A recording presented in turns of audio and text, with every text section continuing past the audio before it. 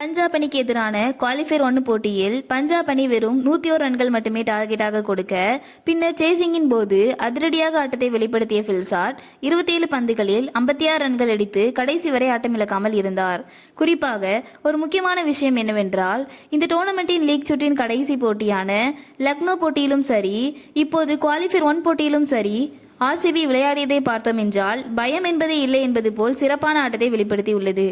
குறிப்பாக இந்த கடைசி 2 போட்டியிலும் ஆர்சிபி அணி வெற்றி பெற்ற விதத்தை பார்த்தோம் என்றால், ஃபைனல் போட்டியை எதிர்கொள்ள இது ஆர்சிபி அணிக்கு மிகப்பெரிய கான்ஃபிடென்ட்டை கொடுக்கும் என்றும் எதிர்பார்க்கப்படுகிறது. இதனால் ஃபைனல் போட்டியில் அநேகமாக ஆர்சிபி அணி கோப்பையை வெல்ல அதிக வாய்ப்பு இருக்கும் என்றும் எதிர்பார்க்கப்படுகிறது.